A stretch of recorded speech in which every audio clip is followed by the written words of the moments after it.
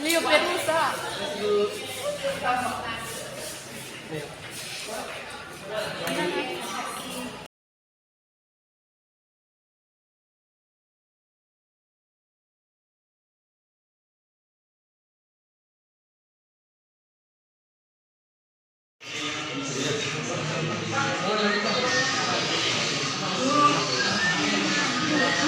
Wah,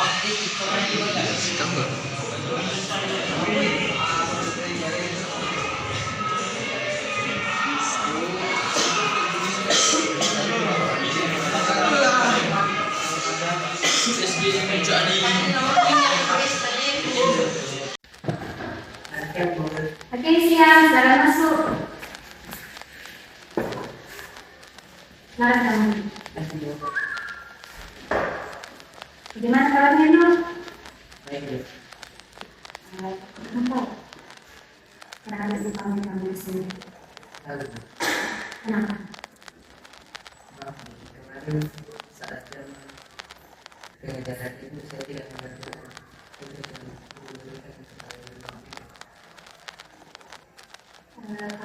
Kalau boleh tahu, kenapa sampai kalian tidak mengerjakan tugas yang diberikan di tiket? saya dengan jadi saya terkenal biar tidak Oh, jadi dengan bermain HP, kesenangan kamu hilang. Nol, bermain HP itu boleh-boleh saja, asal jangan sampai mengganggu belajar kamu. Kayak kemarin, ibu titipkan tugas ke buku tiket, tapi kamu tidak mengerjakannya, malah memilih bermain HP, dan itu pun mengganggu teman-teman kamu di kelas. Kasihan kan teman-teman kamu yang belajar. Apakah itu menurut kamu baik? tidak. Nah, terus apa yang akan kamu lakukan dengan tugas ini? Kami akan belajar dan melanjutkannya, dan saya juga akan berusaha belajar juga. Selain bermain HP, ya adakah cara lain yang mungkin bisa kau lakukan untuk menghilangkan rasa ngantuk saat belajar di kelas?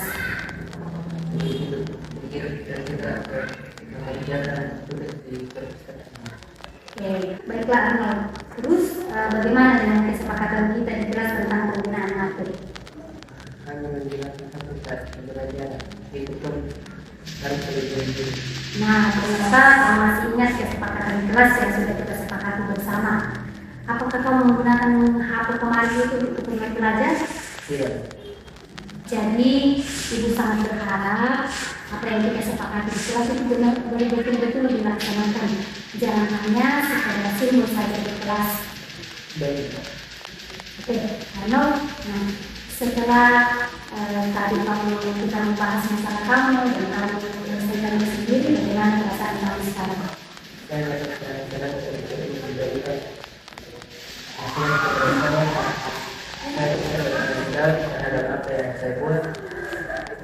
Saya bisa mencari solusi untuk menyelesaikan masalah saya.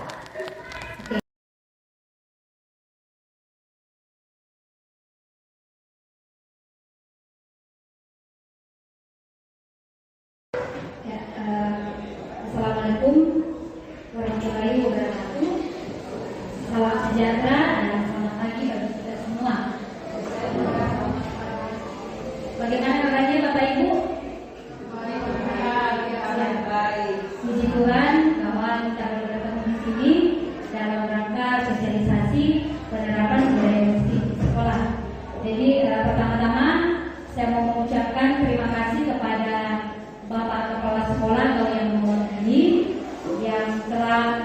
dukungan dan memberi kesempatan kepada saya untuk melakukan sosialisasi pada kesempatan kali ini. Yang berikut, saya mengucapkan terima kasih kepada Bapak Ibu yang boleh memberi waktunya untuk mengikuti sosialisasi mengenai penerapan budaya positif di sekolah. Kemudian yang saya ingin sampaikan Bapak Ibu, ya, bahwa saya berdiri di depan saat ini bukan karena saya sudah menjadi guru yang hebat atau karena saya seorang yang pintar, tetapi saya berdiri di sini untuk berbagi dengan Bapak Ibu mengenai berkaitan dengan materi-materi yang telah saya dapatkan selama kurang lebih 3 bulan mengikuti program guru penggerak.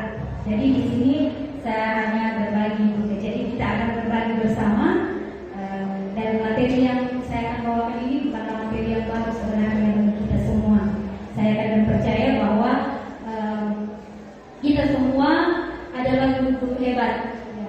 Saya ingin percaya bahwa yang ada saat ini adalah guru-guru hebat, guru-guru yang menjadi kebanggaan murid-murid kita. Ya, tidak berlama-lama ya, jadi langsung saja kepada materi.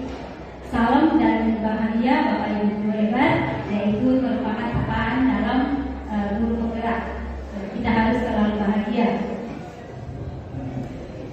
Ya, jadi ada pun materi yang akan saya paparkan kali ini. Yang pertama yaitu disiplin positif dan nilai-nilai kebajikan. Yang kedua teori motivasi, hukuman dan penghargaan. Yang ketiga keyakinan kelas. Keempat kebutuhan dasar manusia. Yang kelima posisi kontrol, dan yang terakhir eksekusi. Nah, kita lihat di slide ada budaya positif. Nah, ketika Bapak Ibu mendengar atau membaca tentang kata di depan budaya positif, nah kira-kira apa yang terbersih di benak Bapak Ibu ketika membaca dan mendengar kata tersebut? Ya, mungkin ada 1-2 orang yang bisa memberikan pendapatnya tentang budaya positif ini. Ada yang bisa? Ya, Pak Asri mungkin bisa. Ya, ketika membaca atau mendengar kata ini, apa yang ada kira-kira di pikiran Bapak?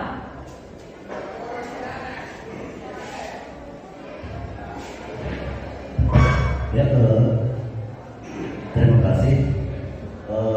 Menurut saya budaya positif itu adalah suatu tindakan atau kelakuan yang diterapkan di suatu pendidikan dan berdampak positif bagi seluruh warga sekolah. Jadi kita sebagai guru harus mengembangkan dan mengutamakan nilai-nilai positif baik dalam memberikan materi atau dalam proses belajar mengajar. Saya kira itu saja dari saya. Terima kasih atas kesempatan yang diberikan. Ya, terima kasih Pak Niko. Ya, budaya positif karena luas sekali. Saya teringat dengan wawancaranya Pak Menteri Pendidikan yang dia cerita waktu dia baru masuk di Kementerian Pendidikan, di mana karena waktu dia masuk dia membawa stafnya, staf yang dari luar ya, dia bawa masuk, dan ketika rapat terjadi perdebatan di dalam rapat dan sampai ada stafnya yang menganggap bahwa idenya Mas Menteri itu kurang pas. Nah, akhirnya semua dirjen-dirjennya merasa kayak maksudnya merasa tidak terbiasa dengan kondisi itu.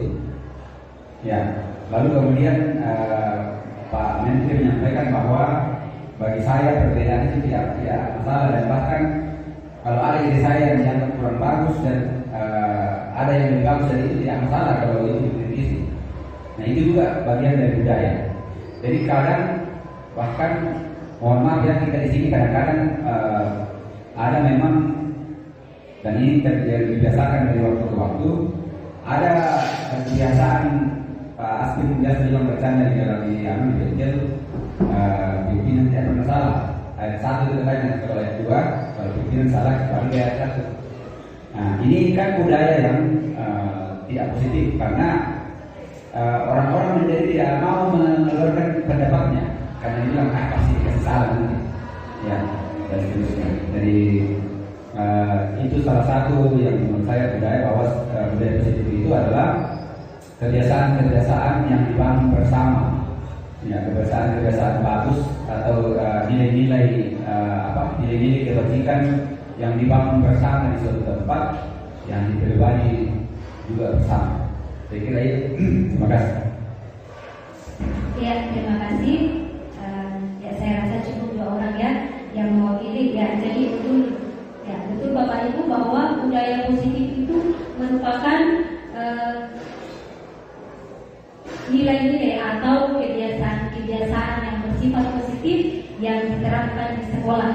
Nah, intinya bahwa nilai-nilai atau kebiasaan-kebiasaan ini mengarah atau harus berpihak kepada anak didik kita. Ya, sehingga ketika kebiasaan-kebiasaan positif itu sudah tertanam pada anak didik kita, maka mereka bisa berpikir, bertindak atau berkreasi. Ya. Kemudian, untuk membangun budaya positif di sekolah, maka diperlukan lingkungan yang positif pula. Sekolah wajib harus menciptakan lingkungan yang aman, nyaman dan menyenangkan bagi anak murid, anak didik kita. Ya, murid itu harus merasa nyaman di sekolah. Jangan sampai baru sampai di sekolah dan terlambat langsung dihukum. Ya, setiap hari ada hukuman. Belum di pintu gerbang, belum terlambat masuk langsung disuruh keliling lapangan atau pusat. Belum lagi ketika masuk di kelas, jadi sudah 2 kali disuruh berdiri di depan kelas sepanjang jam pelajaran. Jadi bagi murid bahwa tertanam dalam otak mereka bahwa sekolah itu hal yang menyeramkan, tidak seperti selalu dihukum. Jangan sampai kita Bapak Ibu menghadirkan situasi seperti itu kepada anak didik kita. Marilah kita menciptakan lingkungan yang menyenangkan bagi anak didik kita, sehingga ketika mereka senang berada di sekolah, maka mereka akan menjadi pribadi yang mandiri, kreatif, dan bertanggung jawab. Nah, dalam menciptakan lingkungan yang positif, maka yang perlu kita tinjau kembali ini adalah kedisiplinan, masalah disiplin. Nah, yang jadi pertanyaan sekarang, apakah disiplin yang di sekolah selama ini itu sudah efektif, berjalan dengan efektif? Apakah itu masih perlu kita tinjau? Ataukah sebenarnya disiplin yang kita pahami selama itu sebenarnya keliru, Bapak Ibu? Mari kita lihat. Kira-kira ini saya mau bertanya lagi. Kira-kira ini bukan hal yang baru masalah disiplin. Kira-kira menurut Bapak Ibu itu apa itu disiplin yang kita pahami selama ini? Mungkin ada yang bisa ini kan selalu sudah diterapkan siswa itu harus disiplin. Tapi apakah kita paham yang namanya disiplin? Mungkin ada yang bisa, Ibu Ida?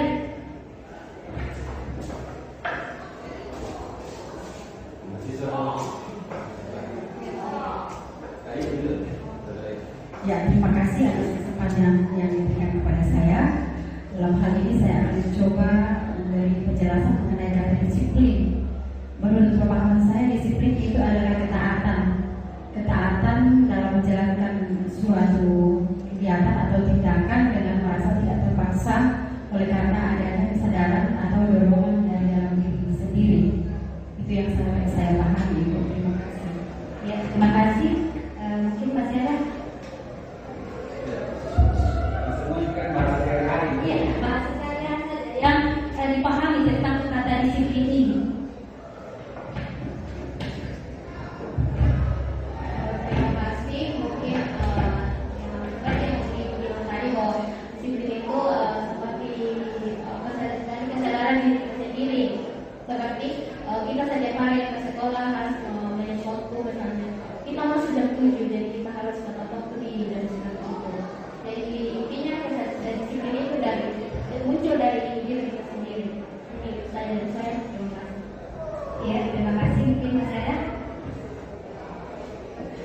terima kasih Bapak Ibu. Ya, jadi betul bahwa ya disiplin. Nah, kata disiplin biasanya kan kita kaitkan selama ini dengan serangkaian tata tertib atau peraturan.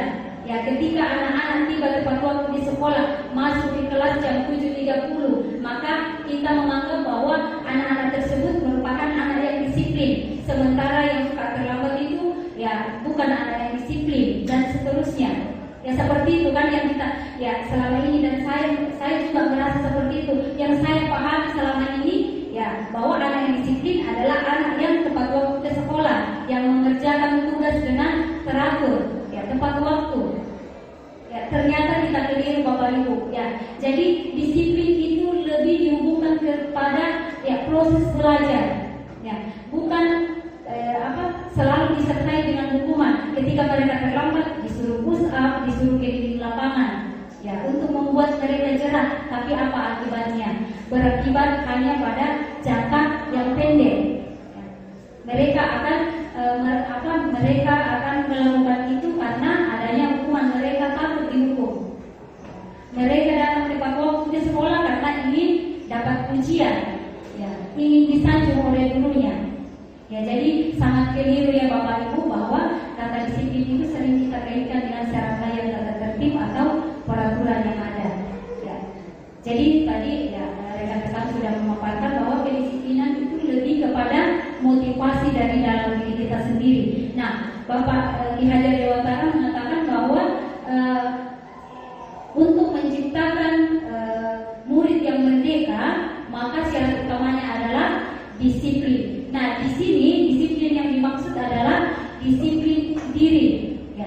Di mana disiplin diri ini harus timbul dari dalam diri kita sendiri. Jangan hanya karena menghindari hukuman maka ya kita melakukan sesuatu.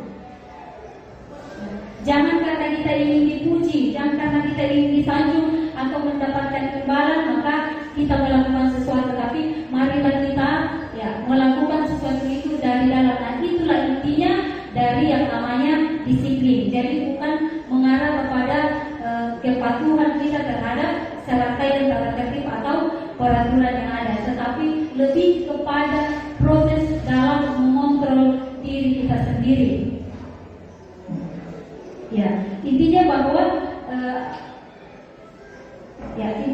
disiplin itu adalah bentuk dari mengontrol diri. Nah, ya jadi kita harus bisa ya memerintah diri kita sendiri ya. Jangan kita ya menunggu selalu diperintah oleh orang lain. Ya, sebelumnya di sini bisakah kita mengontrol seseorang? Jadi saya ada sedikit permainan, mungkin saya minta satu orang untuk membantu saya. Ya, Ibu Arti mungkin bisa ya. Satu orang. Ya, ini ada kertas yang saya akan berikan kepada Ibu Arti. Ya, saya minta kepada Ibu Arti untuk menuliskan sesuatu yang menurut Ibu Arti itu sangat berharga. Ya, sangat berharga di dalam hidup Ibu Arti saat ini apa? Satu kata saja.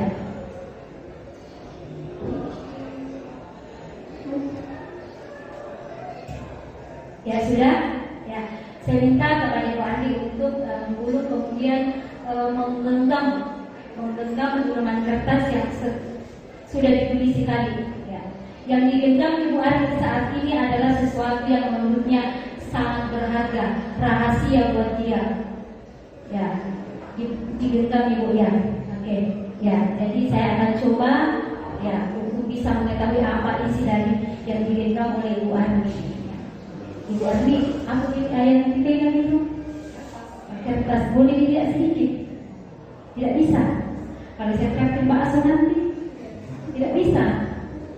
Kalau buka saya sedikit, kasih 200.000. Tidak mau. Ibu doa kenapa tidak mau? Tidak mau. Kalau begitu pada tidak mau bicara gitu kalau seperti itu. Seperti mana putus kalau seperti itu. Hanya karena kertas itu. Nah, sedikit jiwa dia. Tidak mau. Betul. Tidak tidak menyesal nanti. Oke, ya. Kalau begitu terima kasih. Ya, jadi Bapak Ibu coba kita perhatikan tadi ya. Jadi tadi saya suruh Ibu Arti untuk menuliskan sesuatu yang berharga. Nah, saya sudah bujuk, saya sudah rayu, saya memberikan uang, ya. Bahkan ya, hubungan pertemanan bisa putus, tapi ya tetap Tuhan tidak membukanya. Nah, seperti itulah. Bisakah kita mengontrol seseorang? Jawabannya tidak. Iya, betul Bapak Ibu. Tidak, kita tidak bisa mengontrol orang lain. Ketika Ibu Ani memegang erat apa yang dia tulis, ya karena dia yakini bahwa sesuatu itu berharga, orang lain tidak boleh tahu. Ya. Dan ketika Ibu Ani membuka tadi, seandainya dia membuka itu pilihan dia, bukan karena ya rayuan dari saya. Ya, bisa saja ada orang lain yang membukanya, bisa juga orang lain akan menggenggamnya, karena itu adalah dari dirinya sendiri. Jadi Bapak Ibu, kita tidak bisa mengontrol orang lain. Yang bisa mengontrol diri kita adalah kita sendiri. Ya. Intinya di sini tadi ya kembali bahwa ya disiplin itu adalah bentuk kontrol diri. Ya, kita harus bisa mengontrol diri kita untuk yang mencapai suatu tujuan yang kita yakini. Ya. Tujuan yang mulia ini, ya tujuan yang kita yakini itu mengarah kepada ya, prinsip-prinsip yang kita percayai. Dan inilah yang dinamakan nilai-nilai kebajikan atau nilai-nilai universal. Ya. Nilai-nilai universal ini adalah nilai-nilai yang diyakini yang terlepas dari yang kita sepakati. Ya. Yang kita sepakati, yang kita yakini, itulah nilai-nilai kebajikan. Ya. Di mana nilai-nilai yang kita yakini ini ya terlepas dari ya perbedaan suku bangsa, agama dan latar belakang.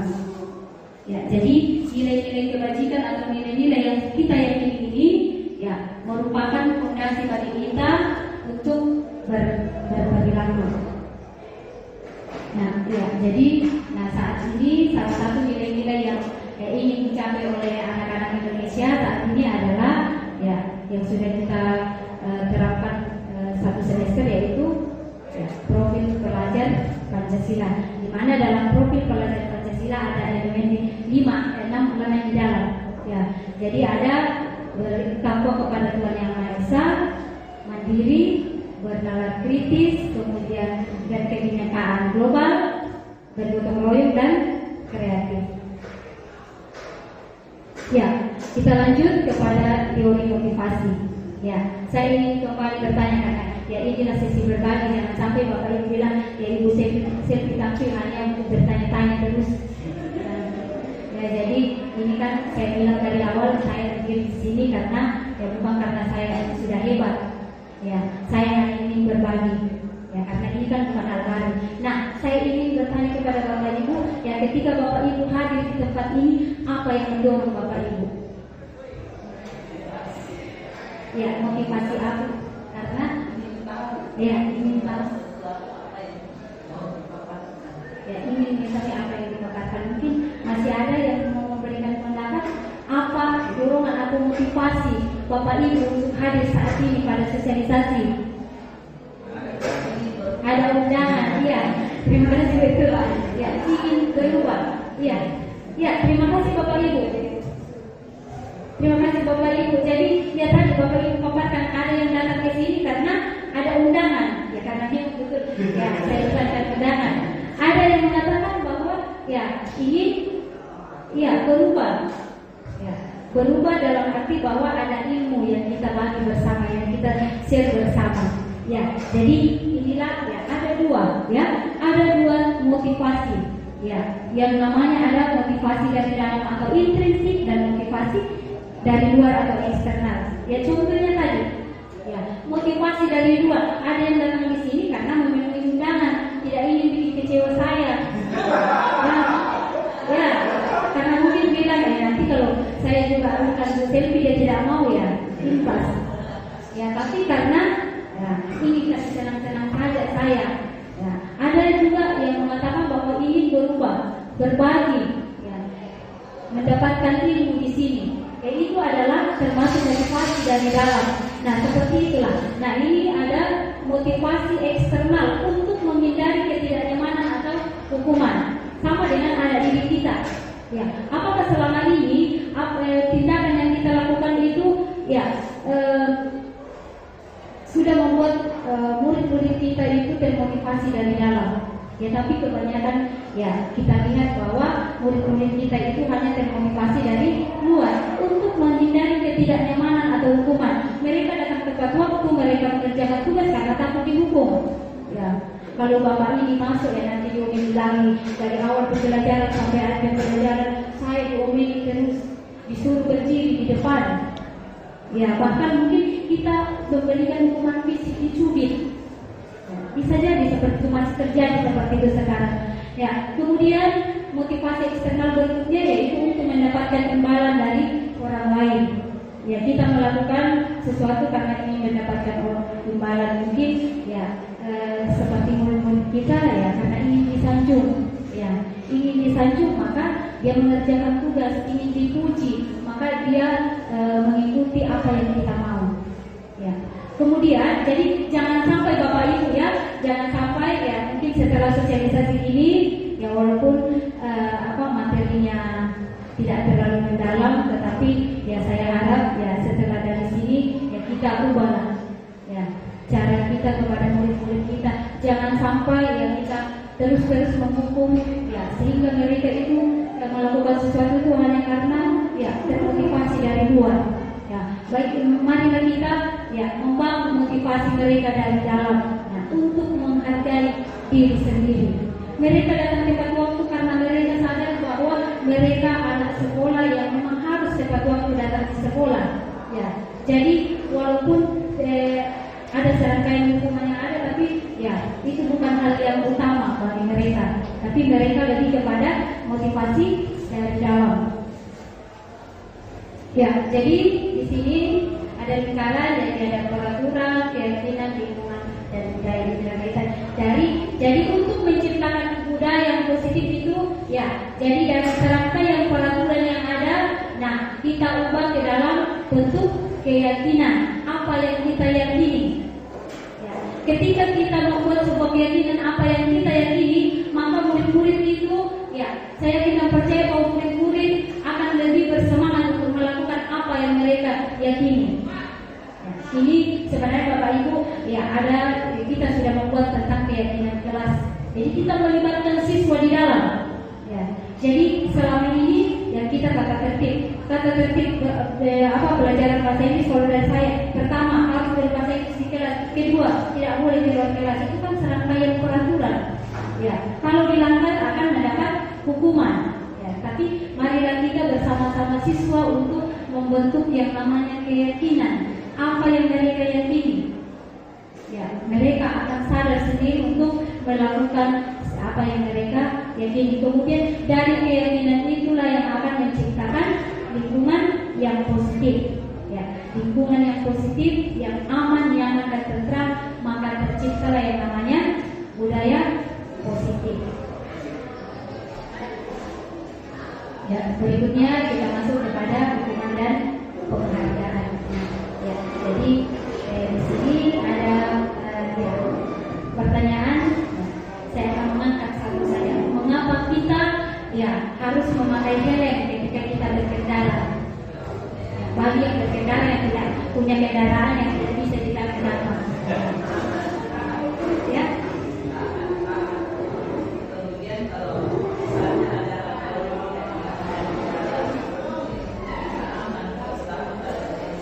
Terima kasih. Jadi menurut Ibu, kita melakukan memakai helm karena taat pada aturan. Kemudian ada juga karena ini selamat kalau misalnya ada kecelakaan, tidak diminta kecelakaan, kepala bisa terhindar dari benturan. Dua jawaban. Ada dua jawaban menghindar taat pada peraturan dan ini selamat. Takut polisi, takut ditilang.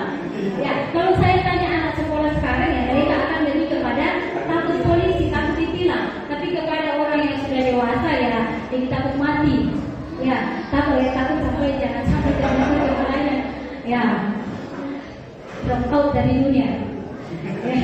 Jadi sama dengan seperti ini, ya untuk ya jadi kita melakukan sesuatu itu jangan hanya karena kembali lagi tadi, jangan karena ada ya peraturan saja yang kita ikuti, tapi ya kita lebih mengarah kepada nilai-nilai yang kita yakini tadi, nilai supaya kalau misalnya ada kecelakaan di jalan, ya kepala kita bisa terhindar dari benturan. Itulah yang kita yakini, ya kita ingin selamat, ya maka kita memakai helm. Ya, jangan hanya karena takut sama Pak Polisi, karena ketika kita terbenturnya bukan tanggung jawabnya Pak Polisi, tapi diri kita sendiri yang sakit. Ya, jadi seperti itu Bapak Ibu ya. Nah, mari kita lihat tentang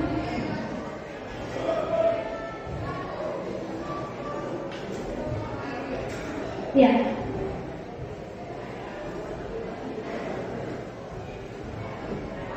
Ya, tentang keyakinan kelas ya. Keyakinan kelas yang sudah singgung sedikit tadi ya. Jadi ini sebenarnya bukan hal yang baru karena kita sudah lakukan kelas kita masing-masing. Ya, keyakinan kelas berarti nilai-nilai atau prinsip universal yang kita sepakati bersama. Ya, terlepas dari latar belakang suku, negara, bahasa maupun agama. Ya. Jadi apa yang mereka jangan keyakinan kelas itu kita melibatkan murid, jangan hanya guru ya. Ini yang kalian harus tulis anak saya, jadi tulis tepat waktu. Ya, kedua berarti kita mendidik anak-anak kita. Jadi biarkanlah mereka untuk menuangkan apa yang mereka yakini. Ketika mereka sendiri yang tahu oh ini perlu, ya saya sebagai anak sekolah harus tepat waktu mengerjakan tugas kemudian membersihkan kelas. Ya, maka ya, maka ketika mereka meyakini maka mereka akan lebih bersemangat untuk menjalankan apa yang mereka telah yakini. Ya, daripada hanya sekedar mengikuti serangkaian peraturan. Ya, serangkaian peraturan itu ya biasanya ada berkelakar di peraturan ada untuk dilanggar. Ya, jangan sampai seperti itu. Tapi kenyataannya memang begitu Bapak Ibu ya. Ada peraturan sudah jelas peraturannya tidak boleh terlambat, tapi banyak juga yang terlambat termasuk saya biasa.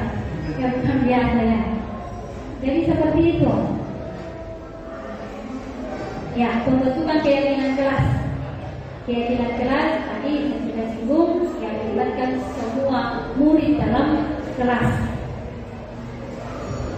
Ya, yang perlu kita ingat di sini bahwa keyakinan kelas itu hendaknya itu jangan terlalu banyak, ya, jangan terlalu penuh. Misalnya, ya mau dibuat misalnya di kertas manila penuh dari atas sampai pusing anak-anak membaca. Jangan yang terlalu banyak. Jadi hendaknya itu 3 atau 7 keyakinan saja. Kemudian, ya, keyakinan kelas itu harus kita tinjau dari waktu ke waktu. Kemudian hendaknya keyakinan kelas itu harus menggunakan kata-kata yang positif, ya. Tidak boleh ribut. Ya. Jadi itu kan negatif. Ya. Tidak boleh datang terlambat. Harusnya kalau misalnya mau keyakinan kelas tepat waktu seperti itu. Nah, kita lihat di sini ya contohnya peraturannya selalu kembalikan buku ke tempatnya. Nah, kalau keyakinan ya bisa masuk dalam tanggung jawab. Ya. Kemudian dilarang mengganggu orang lain, masuk ke dalam menghargai orang lain dan diri sendiri. Ya. Dan seterusnya, misalnya gunakan masker itu mengarah kepada keyakinan kelas yaitu keselamatan dan kesehatan. Ya. Itu ya Bapak Ibu. Nah, di sini hukuman atau konsekuensi. Ya, sebelum saya jauh memaparkan ini, ya ada mungkin yang bisa memberikan jawaban. Ya, ada di depan, jelas Bapak Ibu ya bisa terkenal ya. Ya, ada iklannya di depan. Ya, jadi ini ada hukuman atau konsekuensi. Ya, apa kita paham ini hukuman? Ya selama ini biasa saya juga termasuk disamakan itu hukuman dengan konsekuensi.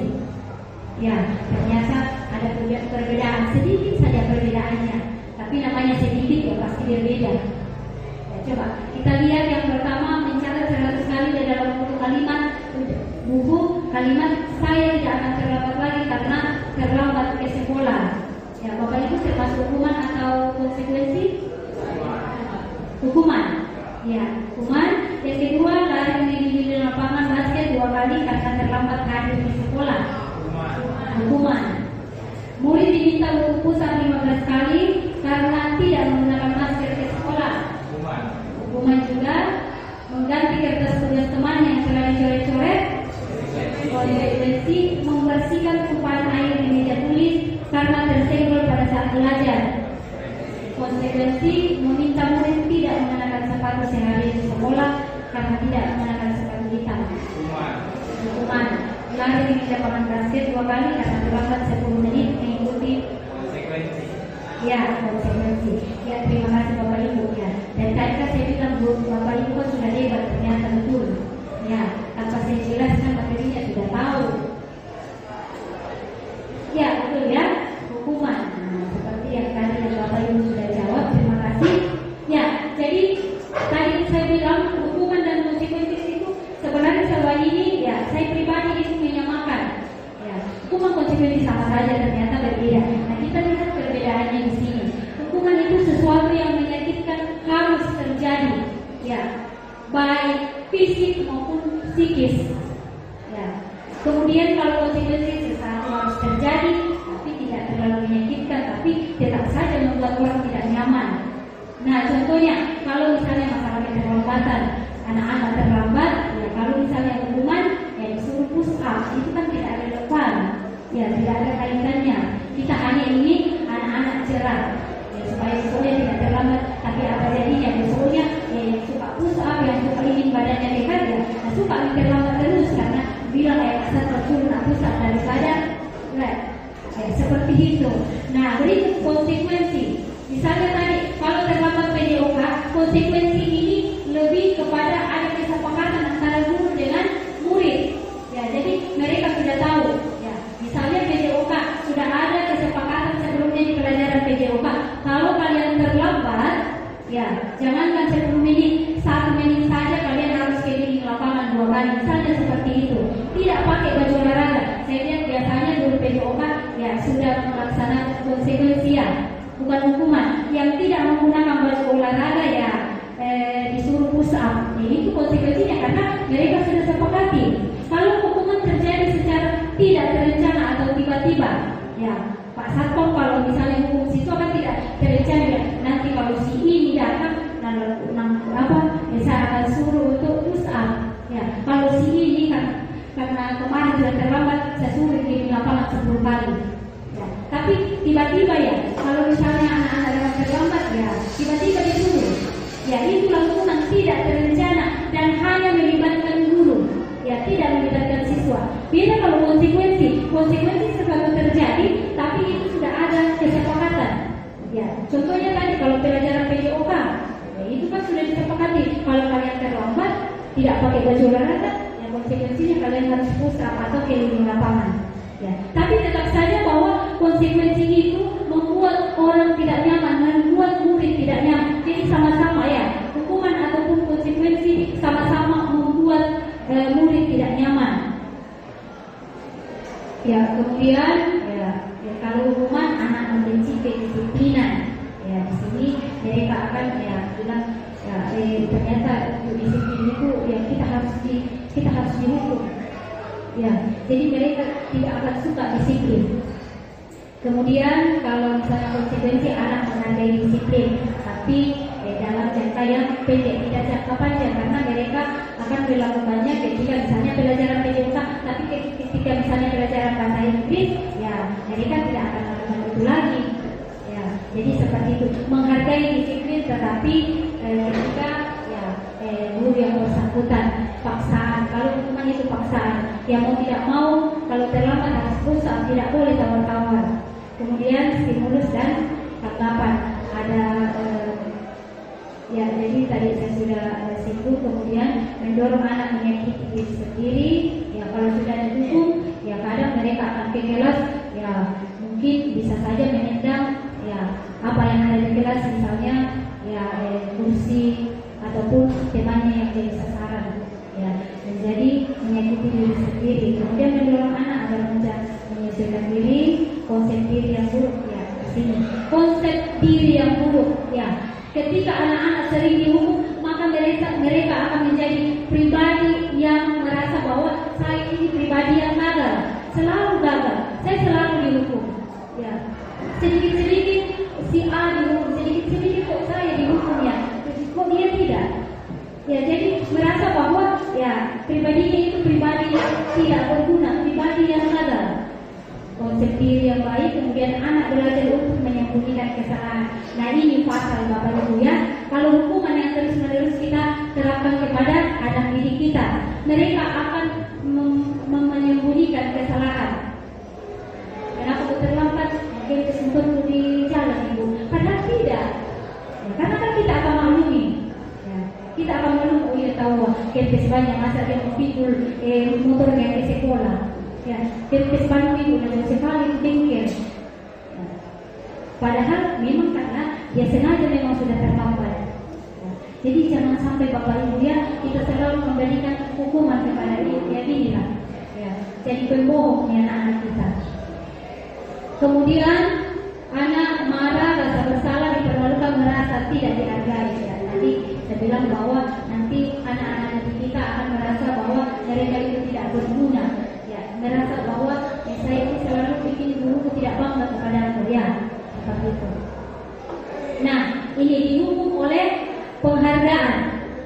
Ya, pernah kamu dengar bahwa orang dikasih penghargaan merasa dihukum? Ya. Harusnya kan ketika kita dikasih penghargaan kita akan merasa bangga. Kok ini seperti dihukum oleh penghargaan? Ya harusnya bangga, kenapa merasa dihukum? Ya, jadi ternyata Bapak Ibu, hukuman ataupun penghargaan itu sama-sama tidak efektif untuk mendisiplinkan anak. Ya, kita mau menghukum anak-anak supaya disiplin ternyata keliru. Kita kasih penghargaan juga keliru. Ya, jadi hukuman dan penghargaan itu ya sama-sama bukan sesuatu yang baik untuk mendisiplinkan anak. Ya, dihukum oleh penghargaan. Ketika anak-anak kita kasih penghargaan, ya, misalnya kasih bulan-bulan misalnya, ya, nah, mereka akan mengikuti itu terus. Ya.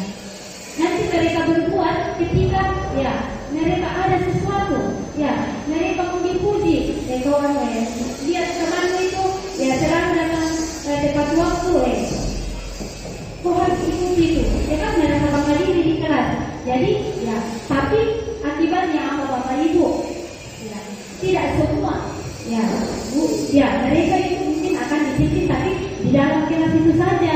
Mereka ketika keluar dan budak di luar. Ya kenyataan seperti itu Bapak Ibu ya.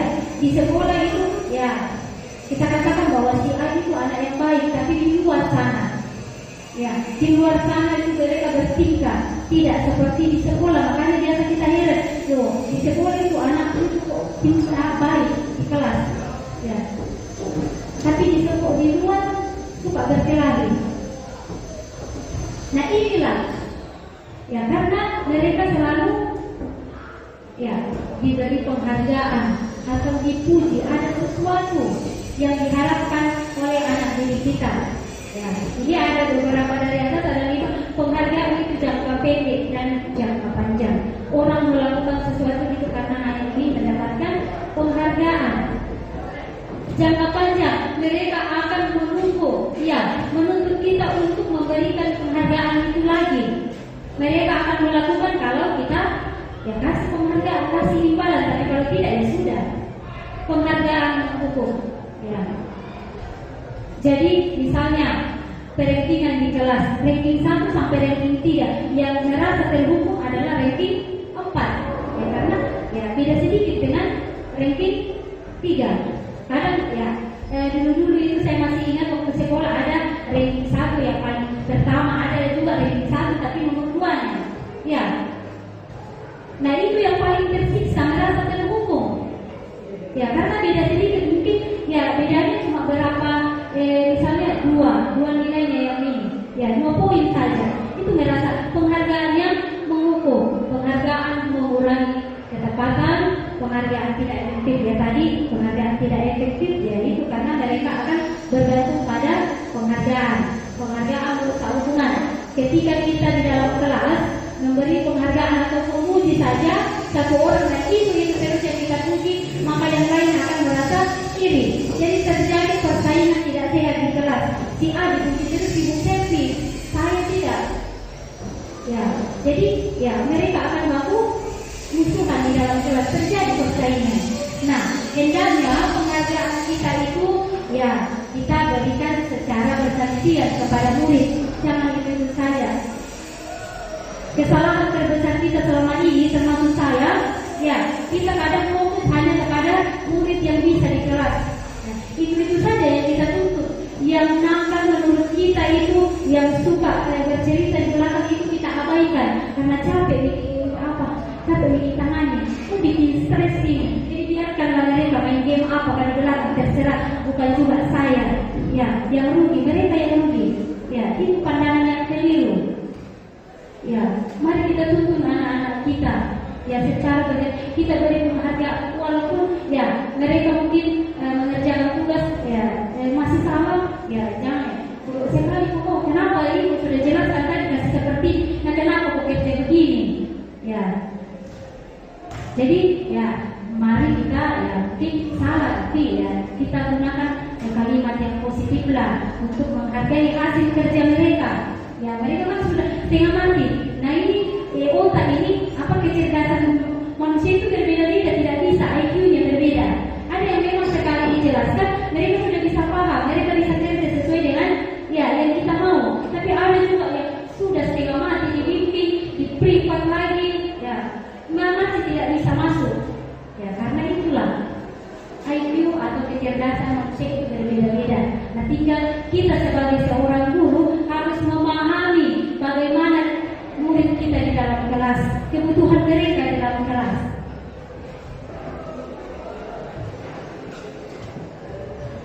Nah, kita lanjut ke kebutuhan dasar. Ya terkait tadi ada siswa kita yang kita tuntun karena ya mereka ya anak yang menurut kita pintar, yang suka bermain game, ya kita biarkan saja mereka di belakang. Nah, kalau kita Bapak Ibu, anak-anak kita di kelas memiliki karakter yang bermacam-macam. Ada memang anak-anak yang ya suka duduk saja di tempat. Ada yang suka keluar masuk, ada yang suka keliling kelas mengganggu temannya. Ada yang bahkan ya suka tidur. Yaitu berbagai karakter. Itulah ya kehebatan kita sebagai seorang guru menghadapi manusia dengan berbagai karakter. Nah, kita harus mampu memahami setiap kebutuhan. Ya, jadi setiap tindakan yang dilakukan seseorang itu punya tujuan. Ya, mereka punya tujuan, Bapak Ibu. Mereka suka keluar masuk kelas, mereka punya tujuan. Ya, mungkin ada kebutuhan mereka yang mereka ingin penuhi. Ada anak-anak yang ya suka jalan-jalan kelas karena ya ingin diperhatikan oleh gurunya. Ada juga mungkin yang karena bosan di kelas mengantuk, ya.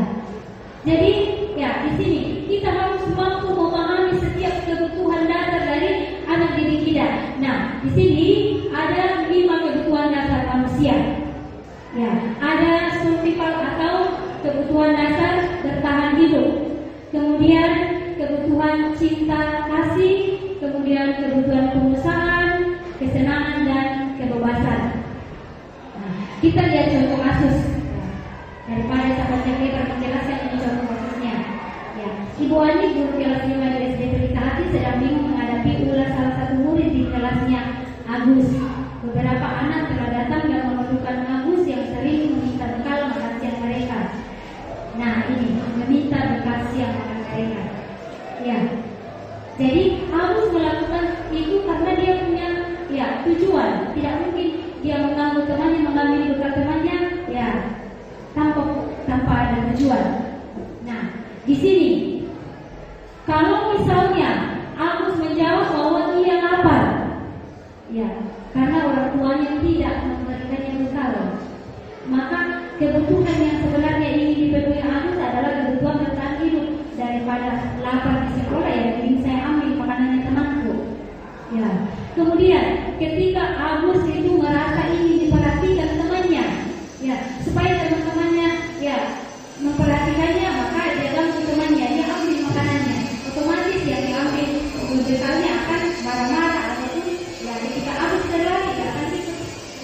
belajarnya ini diperhatikan.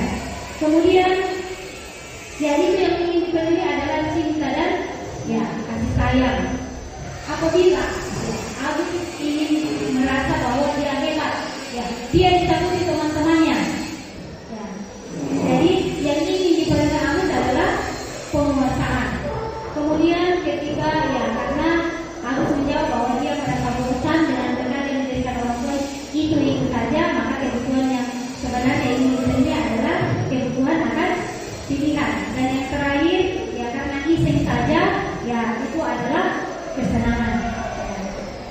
Jadi semua hal yang kita lakukan Bapak Ibu itu punya tujuan. Marilah Bapak Ibu kita ini ya guru yang hebat. Saya bilang tadi ya kita ini guru yang hebat. Kenapa? Karena kita menghadapi berbagai karakter. Nah disinilah tugas peran kita. Kita harus mampu menjangkau 30 siswa di kelas punya kebutuhan dasar yang berbeda. Nah kita harus mampu untuk ya memfasilitasi. Jangan hanya yang pintar saja daripada capek keliling kelas ya ini saja si A yang saya tunggu. Ya karena dia mau menyerah. Jangan Bapak Ibu ya. Oke. Nah dalam memenuhi kebutuhan dasar manusia tadi, kebutuhan para murid kita, maka kita diperhadapkan pada 5 posisi kontrol. Ya. 5 posisi kontrol ya, jalan ya. Jadi 5 posisi kontrol. Yang pertama, posisi sebagai pendukung. Ya. Dan mungkin masih ada dari kita yang suka menggunakan ini. Posisi pendukung. Saatnya jam 5 dunia. Kalau mereka salah, kita langsung dukung. Ya. Kok terlambat? Ya, kok harus berusaha. Kemudian, pembuat merasa bersalah. Kalau misalnya terlambat, ada ya ini nadanya tidak terlalu membentak. Beda kalau menghukum kita membentak. Ya. Kenapa kok terlambat lagi? Kemarin terlambat, sekarang kok terlambat lagi. Ya. Tapi kalau membuat merasa bersalah, ya nada suara sedikit diturunkan, tetapi membuat anak-anak merasa bersalah. Ya, kapan sih kok ini bisa bikin ibu bangga? Kemarin kok sudah jadi, sekarang kok ulangi lagi. Ibu kecewa sama kau.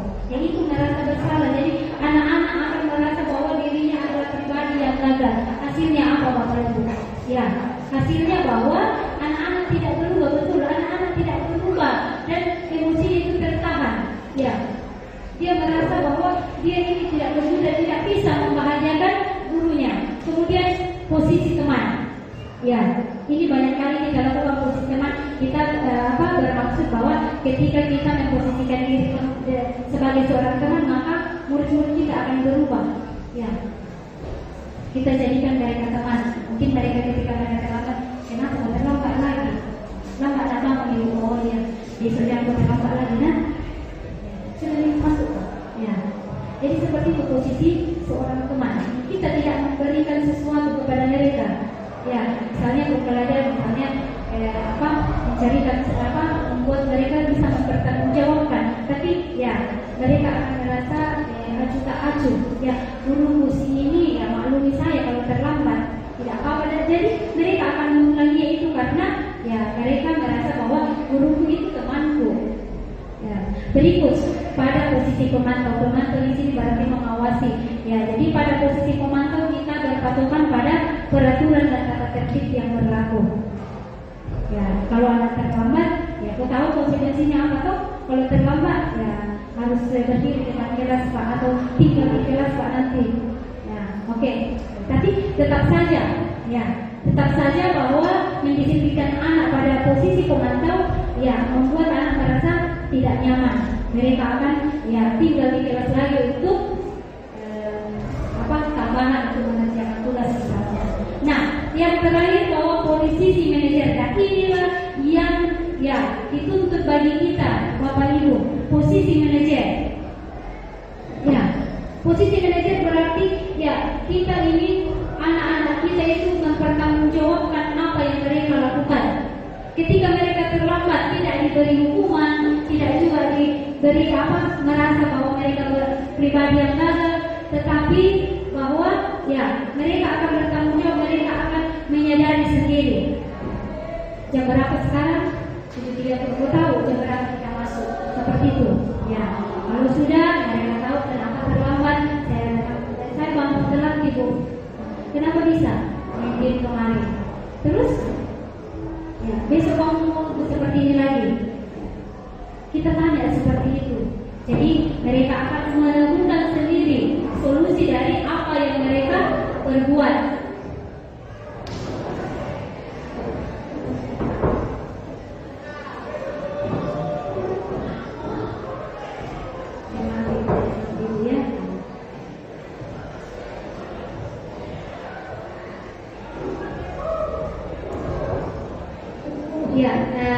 Yang terakhir restitusi. Restitusi berarti menciptakan kondisi. Saya sudah singgung tadi. Pada posisi manajer itulah kita melakukan restitusi. Kita mengembalikan murid kepada kelompoknya, menciptakan murid, membantu murid untuk memperbaiki kesalahannya dengan menemukan sendiri solusi dari kesalahan yang mereka perbuat. Jadi tidak serta-merta bahwa kita langsung menghukum mereka. Nah, ciri-ciri restitusi. Ada yang digaris bawahi di situ. Restitusi fokus pada solusi. Jadi kita membantu murid seperti yang tadi kalau terlambat jangan langsung dibentak, jangan langsung dihukum, tetapi kita panggil, kemudian kita tanya baik-baik, kemudian kita tanyakan, kamu terlambat lagi besok ya? Tidak. Terus bagaimana caranya? Mereka akan tahu sendiri, saya tidak akan main game lagi Bu sampai larut malam.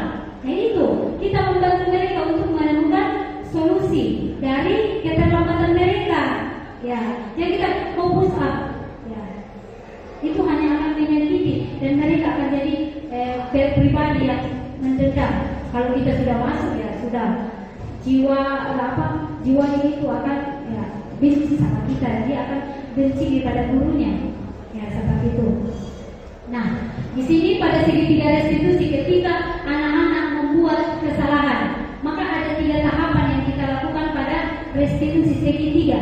Namanya segitiga pasti ada 3. Nah, yang pertama itu menstabilkan identitas.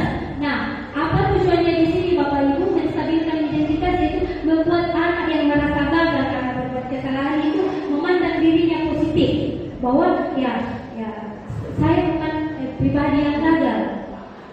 Contoh kalimatnya misalnya begini, kalau ada anak-anak kita yang misalnya saya ambil contoh terlambat, orang bisa berbuat kesalahan. Semua orang punya semua orang pernah mengalami. Itu menstabilkan identitas, membuat anak-anak tenang. Menstabilkan identitas. Kemudian yang kedua, di sini setiap orang pasti pernah melakukan kesalahan, kamu bukan satu-satunya. Itu yang bisa kita katakan dalam menstabilkan identitas. Yang kedua, validasi tindakan yang salah. Memvalidasi ini yaitu kita membantu kebutuhan dasar yang ingin. Jadi kita harus pahami apa kebutuhan yang ingin dipenuhi. Kita tanya alasan mereka. Terlambat, kenapa kok terlambat? Tanya alasannya. Pasti mereka punya alasan terlambat. Saya main game Ibu tadi malam sampai larut malam sehingga saya terlambat bangun. Dengarkan mereka. Jadilah Bapak Ibu guru menjadi pendengar yang baik bagi anak-anak kita. Belum kita saya bicara langsung dimarahi, langsung dihukum. Jadi mari kita Bapak Ibu jadi pendengar yang baik. Kamu tentu punya alasan. Kita tanya, alasannya apa? Berikut setelah mereka menyampaikan alasan, kita memvalidasi tindakan yang salah, maka yang terakhir adalah menanyakan keyakinan. Kita bisa tanyakan, terus bagaimana kamu memperbaikinya? Kamu ingin menjadi seperti apa? Misalnya mereka akan bilang, saya tidak ingin menjadi orang yang selalu terlambat. Nah, dari situ ketika kita sudah menanyakan keyakinan apa yang dia yakini, maka kita tugasnya sebagai seorang guru adalah mengarahkan mereka untuk bisa mencapai apa yang mereka inginkan. Seperti itu. Demikian, terima kasih Bapak Ibu. Demikian presentasi sosialisasi penerapan disiplin positif yang saya bisa paparkan saat ini. Masih banyak kekurangan ya Bapak Ibu. Jadi saya mohon maaf kalau selama presentasi ada ketidaknyamanan. Sekali lagi terima kasih dan sebelum saya menutup, ya mungkin ada dari rekan-rekan yang ingin berbagi. Ya, sekali lagi rekan-rekan yang ingin berbagi mengenai sekaitan dengan yang saya sudah paparkan tadi, ataukah ada sesuatu yang lain ya terkait dengan pertemuan anak-anak kita di sekolah. Ya, saya silakan.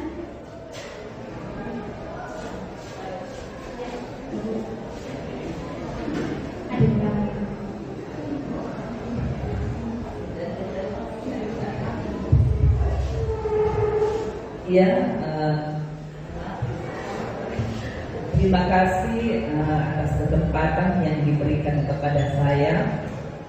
Sebelum saya berbicara, mari kita apresiasi dulu Ibu Selvi tadi.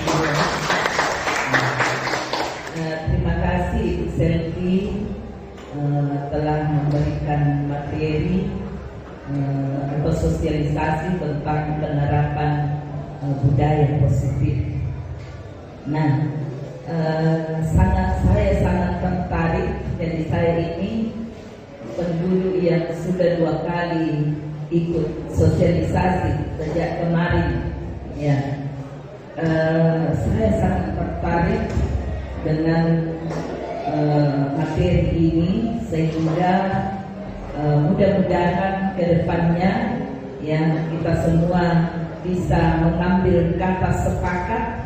Ya, kata sepakat bagaimana sehingga budaya positif ini kita bisa kembangkan atau kita bisa lakukan di sekolah kita bersama-sama.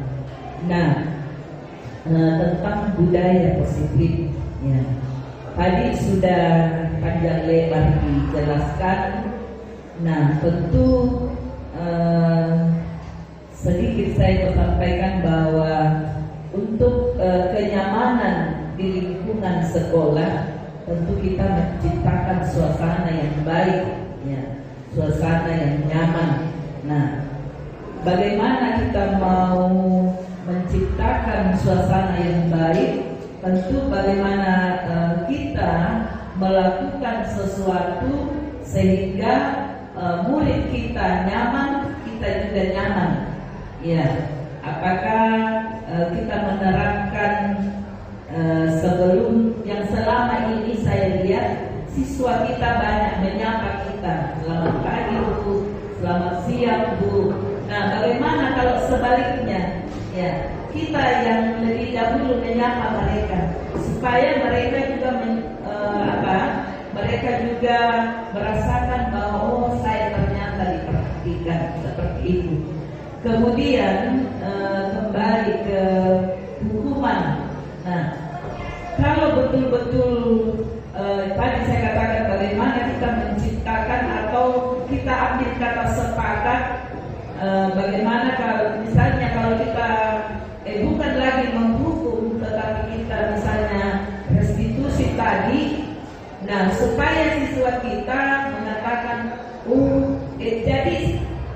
jadi siswa kita nanti berpikir bahwa oh ternyata guru ini seperti ini. Ya, kalau misalnya kita tidak seragam, ya maksudnya bagaimana kita sepakat seragam supaya siswa juga atau murid kita tidak menila-nila gurunya. Ya, mungkin korek itu guru ya karena memang hukum tapi nanti ya solusi misalnya seperti itu. Jadi saya ini hanya apa yang sudah dibagikan Ibu Selvi itu yang saya tangkap. Ya, saya mengharapkan bagaimana kita ke depannya lebih meningkatkan kualitas kita, bukan berarti kita tidak berkualitas, tetapi kata intinya di sini mari kita sama-sama sepakat, ya, sepakat melakukan itu sehingga tidak terjadi hal-hal yang tidak diinginkan. Itu Ibu Selvi. Terima kasih. Dan terima kasih Bu sudah berbagi pengalaman. Jadi ya baik betul Bapak Ibu bahwa mari kita menciptakan menerapkan budaya positif ini dengan menciptakan lingkungan yang positif, ya, mendisiplinkan anak yang berasal dari dalam dirinya sendiri. Jangan karena takut hukuman, ya, jangan karena hanya ingin mendapatkan penghargaan. Ya, saya tertarik kepada yang disampaikan Ibu Suli tadi ya. Kalau si bapak ini enak dimasuk karena nyaman, keras, tidak dihukum. Ya, itu kembali tadi ke posisi kontrol. Kita jadikan murid kita sebagai teman. Ya, jangan sampai ya, jangan juga terlalu galak. Ya, pasang-pasang di bawah masuk kelas, baru di depan pintu sudah ngomel sampai selesai pelajaran. Ya, mungkin masih ada dari kita bapak ibu ya yang melakukan seperti itu. Sepanjang pelajaran kerjanya cuma ceramah, ngomel-ngomel. Nah, apa yang terjadi? Ya, murid-murid kita pusing. Kita dicap ya ibu cerewet. Selalu seperti itu. Dan kadang anak-anak di kelas itu biasa juga curhat. Ya, ibu, kalau si bapak itu ya seperti ini kalau mengajar. Ya, biasa mereka punya julukan sendiri bagi kita. Nah, apa kita nyaman kalau kita dijuluki lampir kah? Ya, jadi terkenal gitu aja kalau orang Cirende bilang Nereko. Ya, apakah kita nyaman? Ya, jangan sampai ya. Jadi ya betul tadi dikatakan, mari kita mulai dari saat ini setelah sosialisasi ini, mari kita berubah dari yang dulunya kita selalu menghukum. Ya, mari kita ya mengarahkan anak-anak kita untuk ya mencapai apa yang menjadi impian mereka, yang mereka yakini. Ya, nah, demikian baik Bapak Ibu. Mungkin masih ada yang mau ingin berbagi pengalaman? Saya persilakan sebelum saya menutup. Masih ada? Ya, kalau sudah tidak ada, ya terima kasih atas kesediaan Bapak Ibu memberikan waktu, ya, memberikan waktunya ya, sangat lama ya. Dan saya minta maaf kalau merasa tidak nyaman. Sekian dan terima kasih. Ya. Kasih aplaus keras. Terima kasih Bu Selvi sudah melaksanakan tugas aksinya hari ini, dan ya ada banyak hal positif yang kita lihat. Semoga apa yang dilakukan hari ini terus dilakukan ke depan. Mungkin tidak harus lewat kegiatan forum resmi, tapi bisa lewat cerita-cerita, lewat diskusi dan seterusnya. Ya, satu yang saya mau sampaikan, Bapak Ibu kita yang peserta, kadang-kadang kita khawatir bahwa jangan sampai kalau saya lakukan ini ternyata tidak berhasil. Ya kita harus kita juga harus tahu bahwa karena ini namanya perubahan paradigma, perubahan pola pikir, maka memang tidak serta-merta, tidak semudah membalik telapak tangan. Kita butuh waktu. Nah, anak-anak juga begitu. Ya, jadi ketika kita tangani hari ini, ternyata besok terlambat lagi. Nah, jangan langsung berpikir sama dibalik, kita kembali saja ke dalam kekerasan. Nah, enggak. Kita coba untuk kata usul tadi, mari kita sepakat, kita coba. Tapi yang paling penting dan saya ingatkan terus, bukan berarti karena kita tidak boleh lagi menghukum maka tidak ada tindakan apapun. Itu yang paling penting. Ya, apakah kita masih menggunakan konsekuensi atau kita sudah naik kelas lagi pakai restitusi, itu harus menggantikan hukuman. Jadi tidak boleh anak-anak terlambat, terlambat, oh iya tidak apa-apa, selesai. Tidak. Ya, tapi ada sesuatu yang kita lakukan sebagai pengganti dari penghukuman. Ya, itu. Terima kasih. Ya, terima kasih Pak untuk komentarnya. Ya, jadi sekali lagi saya ucapkan terima kasih. Demikian dan silakan kembali beraktivitas. Salam dan bahagia. Saya Ibu Kenepa Songli, rekan sejawat dari Ibu Selvi Kalimbuang di SMK Kristen Pelangi Makale. Saya sangat terinspirasi dari materi yang sudah disosialisasikan tentang budaya positif. Bagaimana sebagai seorang guru, bahkan warga sekolah, menumbuhkan motivasi intrinsik pada murid. Ini menjadi tantangan bagi kita pada masa sekarang ini. motivasi yang intrinsik tentunya menjadi tantangan bagi kita bagaimana menumbuhkannya pada diri murid-murid yang kita ajar. Tetapi dengan adanya kegiatan berbagi dan sosialisasi tentang budaya positif yang dilakukan oleh Ibu Selvi Kalimbuang, pengetahuan bahkan paradigma kita mulai berubah bagaimana supaya benar-benar peserta didik itu tumbuh motivasi yang dari dalam diri, bukan karena paksaan. Dengan menangani kasus secara restitusi di sekolah, bagaimana menerapkan keyakinan kelas, ini sangat membantu bagi murid. Jadi sekali lagi sangat berterima kasih untuk materi yang sudah dibagikan, kiranya terus berbagi dengan pengetahuan dan pengalaman yang didapatkan di guru penggerak, sehingga benar-benar pembelajaran itu boleh berdampak pada murid dan membawa perubahan yang positif. Terima kasih. Hai, selamat siang. Perkenalkan, nama saya Intan, kelas 11 TKJ.